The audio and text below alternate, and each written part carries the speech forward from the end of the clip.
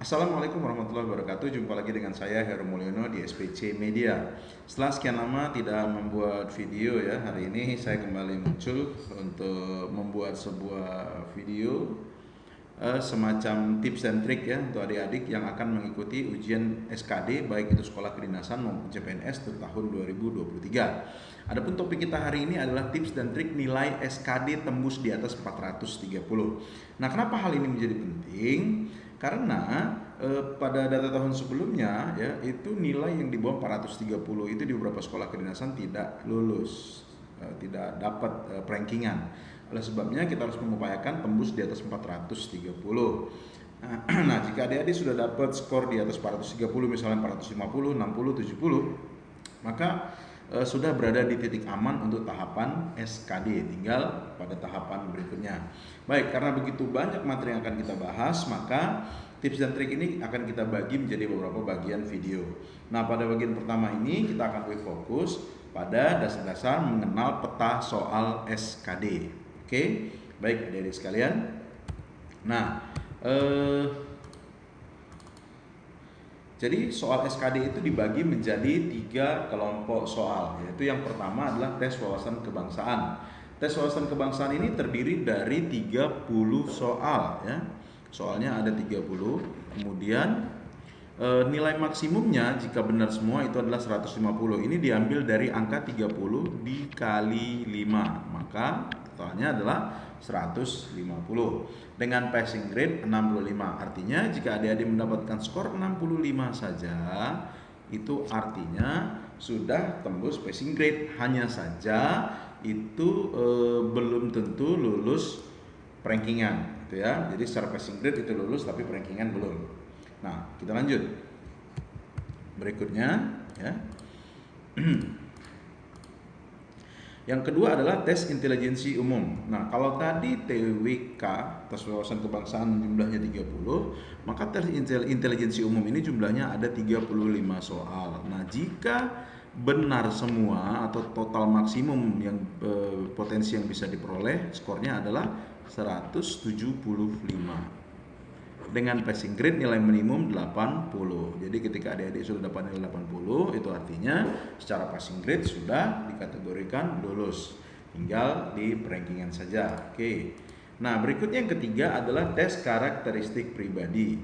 Nah, tes karakteristik pribadi ini terdiri dari 45 soal. Jika benar semua maka dikali 5 dapatnya adalah 225. Untuk passing grade-nya adalah di 166. Nah, total dari semua ini ya kita lihat bahwa total jumlah soal ada 110 soal. Kita masih bicara soal ya, kita belum bicara waktu dan lain-lain. Dengan nilai maksimum perolehan 550 dengan passing grade minimum adalah 311. Nah, passing grade ini berlaku ya, dianggap lulus jika adik lulus pada 3 bidang ini sekaligus, yaitu TWK, TIU, dan TKP. Jadi misal ya kita contohkan adik mengikuti ujian apakah itu tryout atau ujian SKD ya, dapat nilai TWK ternyata 60, TIU-nya 100, SKD-nya TKP-nya 200. Totalnya adalah 360. Nah, kalau kita lihat secara total passing grade ya, ini sudah melewati jumlah total.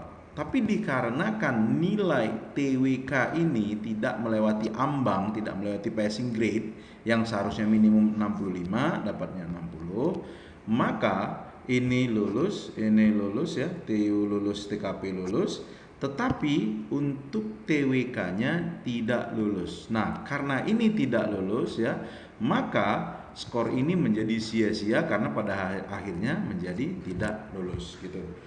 Nah, jadi untuk lulus itu dibutuhkan lulus pada ketiga mata yang diujikan, yaitu TWK, TIU, dan TKP tersebut. Ya, jadi satu saja kita tidak lulus, bahkan kurang satu saja skornya, misal 166 kita 165 dapatnya di TKP, itu tetap dinyatakan tidak lulus walaupun skornya 400-an gitu. Nah, jadi misal nih case-nya TWK dia dapat 105. Oke. Kemudian TIU dia dapat 110. Oke. Sedangkan pada TKP-nya dia dapat 165. Jika di total ya, ini totalnya sudah 380. Nah, terlihat cukup tinggi, lumayan di atas passing grade jauh. Tapi ini juga dinyatakan tidak lulus. Kenapa? TWK-nya lulus, TIU-nya lulus, tapi TKP-nya tidak lulus. Maka ini menjadi tidak lulus. Oke, paham ya? Jadi adik-adik yang mengikuti ujian tahun 2023, pastikan skornya lulus pada ketiga bidang ini, TWK, TIU, TKP. Oke, kita lanjut ya. Nah, sekarang kita kenali dulu peta soal ini. Nah, peta soal ini nanti agar kita bisa paham dari mana kita mulainya ya. Nah, jadi dalam video-video saya nanti saya akan menjelaskan bagaimana kita memanajemen waktu, dari mana kita mulai, bagaimana memanajemen emosi, bagaimana menata berapa soal yang harus dijawab, berapa soal yang harus ditinggalkan, kalaupun misalnya tidak sempat, berapa soal yang bisa kita kita tinggalkan untuk kemudian kita tembak ya. Jadi kalau waktu tidak cukup, kita gunakan strategi menembak soal. Nah, bagaimana cara menembaknya nanti pada video-video yang berikutnya. Khusus pada video hari ini ya, kita akan membahas petanya saja dulu ya. Baik. Nah, jadi dari soal yang 110 tadi yang terdiri dari TWK, TIU dan TKP tadi, bahwa soal tes wawasan kebangsaan itu muncul di urutan pertama, yaitu dari soal nomor 1 sampai soal nomor 30. Jadi ada 30 soal. Jadi nanti ketika adik ngikutin ujian atau tryout itu nanti akan tampil nomor soal dari 1 sampai 110 yang bisa adik pilih secara acak. Jadi adik tidak harus menjawab dari nomor 1, bisa langsung nomor 50, 25, 35, 37, 48, 102 dan seterusnya. Jadi bebas mau pilih dari yang mana saja. Nah, tapi mengerjakan secara acak itu tidak memberi dampak baik pada hasil. Nah, maka kita perlu memanage apa dan bagaimana trik kita mengerjakannya gitu ya. Oke. Nah, kita lanjut tadi ya. Jika TWK 1 sampai 30, maka TIU tes intelijensi umumnya itu dari nomor 31 sampai nomor 65. Jadi total 35 soal. Nah, jadi kalau kita mau mengerjakan soal TIU itu berarti soal itu berada di 31 sampai 65. Nah, walaupun soal itu diacak oleh komputer ya, tapi nomor tidak teracak. Artinya gini, misalnya ada 10 peserta yang ujian di ruangan ini. Soal nomor 1 yang dibuka oleh si A tidak akan sama dengan soal nomor 1 yang dibuka oleh si B, karena akan terjadi pengacakan oleh sistem dengan metode bank soal. Jadi misal soal tes wawasan kebangsaan pada sistem tersedia ada sekitar 2.500 soal misalnya. Nah, komputer akan mengambil 30 soal dari 2.500 itu secara acak. Tapi walaupun acak, tetap saja soal TWK atau tes wawasan kebangsaan itu berada di nomor urut 1 sampai 30. Dia tidak akan keluar dari itu gitu. Nah, itu untuk memudahkan kerja. Jadi sistemnya dia tidak diacak keluar dari urutan-urutan itu. Jadi urutan 1 sampai 30 adalah tes wawasan kebangsaan. 31 sampai 65 itu adalah soal tes intelijensi umum. Dan terakhir nomor 66 sampai 110 adalah soal tes karakteristik pribadi. Oke, nah ini pemetaannya. Sekarang tips dan trik yang pertama yang akan kita bahas. Nah, dari manakah sebaiknya kita mengerjakan soal ini? Walaupun banyak yang bilang itu tergantung saja, kalau kita menguasai materinya maka dari manapun boleh. Iya, benar sekali. Tapi akan lebih baik jika kita punya strategi yang matang dari mana kita mengerjakan atau memulai mengerjakan soal ini. Baik, adik-adik. Nah, untuk mengetahui bagaimana sebaiknya atau dari mana sebaiknya kita mengerjakan soal ini, kita harus paham dulu bagaimana teori perankingan nilai kelulusan di SKD ini. Jadi misal nih, adik dapat nilai 400 misal. Saya contohkan ya. Nilainya adalah 400. Oke. Nah, ternyata dari seluruh peserta yang ikut ujian SKD ada sekitar 75 orang yang dapatkan nilai 400. Artinya 75 orang ini kan harus diurut oleh sistem. Siapa yang di urutan pertama, kedua, ketiga, keempat, dan kelima, ya kan? Nah, artinya harus disortir itu data. Bagaimana cara menyortirnya atau bagaimana cara mengurut-urutkannya? Apakah acak-acak saja 400 ini? Tentu tidak. Nah, maka yang pertama akan dicek oleh komputer yang berada di urutan teratas adalah siswa yang skor ini tadi, misalnya dari 400 yang 75 tadi. Yang di urutan 1 yang diletakkan itu adalah siswa yang skor TKP-nya paling tinggi. Jadi ini urutan satunya. Jadi misal TKP adik 210, ini ada 210, 210, 210, 209 dan seterusnya ke bawah. Nah, yang di atas itu yang tertinggi yang 210 itu. Begitu dia. Nah, itu sebabnya itu pentingnya TKP harus dikerjakan duluan. Mengapa? Karena pada saat kita mengerjakan itu pertama, fokus kita akan masih sangat tinggi. Nah, sehingga kita bisa lebih maksimal mengerjakannya. Oke, nah jadi saran saya ini adalah yang pertama dikerjakan. Berapa soalnya? 45 soal dengan target waktu 35 menit. Pastikan semua soal dijawab dengan baik. Jangan lewat, jangan next setelah kita baca, nantilah terus kita next. Itu adalah sebuah strategi yang salah. Nanti kita akan bicarakan dalam sesi yang berikutnya.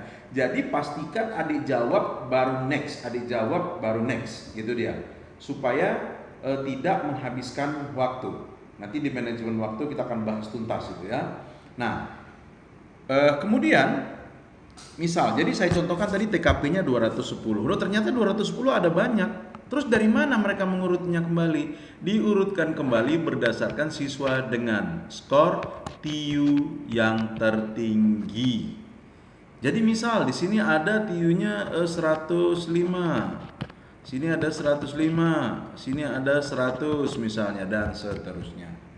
Oke. Nah, jadi yang skor 400 ini tadi 75 orang ya, mengurutnya seperti ini. Terus ternyata masih ada lagi yang sama, itu urutan yang 105. Nah, kemana lagi urutan itu akan disortir.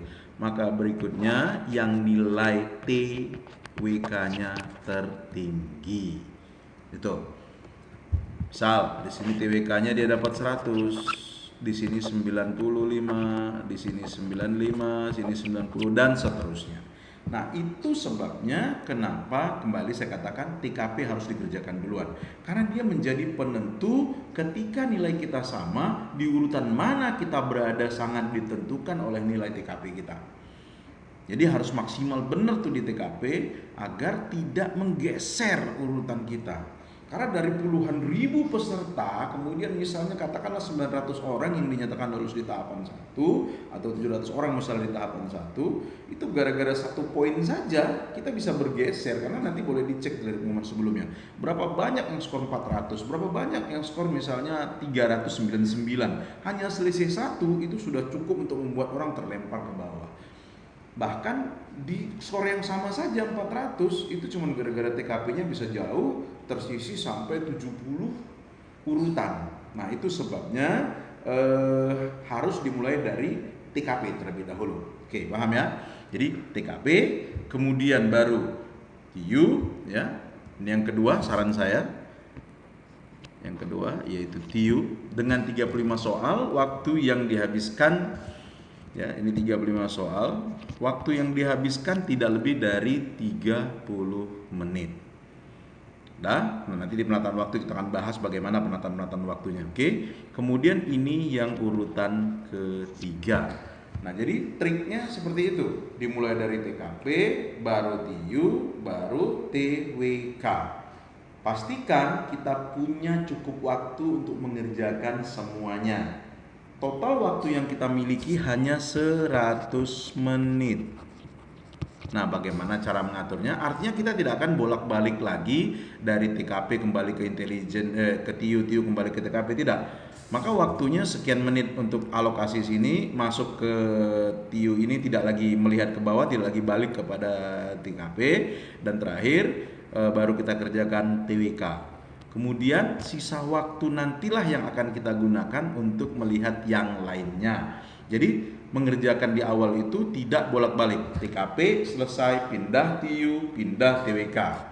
Dan sisa waktu itu sekitar 5 sampai 10 menit. Nah, itu kita gunakan untuk mengevaluasi jawaban sekaligus strategi untuk menambah nilai. Oke, jadi untuk hari ini saya pikir itu dulu ya yang bisa saya sampaikan. Nanti kita akan lanjut pada video-video berikutnya. Mudah-mudahan video ini bermanfaat bagi adik-adik. Bagi siswa yang besok mengikuti tryout di Stanford College ya, sorry saya lupa, kodenya adalah 18636 ya. Oke, saya ulangi, kodenya adalah 18636. Jadi bagi adik-adik besok yang ikut tryout ya, pin sesinya adalah 18636. Nah, sedangkan nomor ujiannya adalah nomor ujian adik-adik yang lalu juga yang sudah terregister. Nah, bagi yang eksternal itu kemarin nomor ujiannya adalah nomor WA yang didaftarkan pada sistem. Oke, demikian dari saya ucapkan terima kasih. Assalamualaikum warahmatullahi wabarakatuh.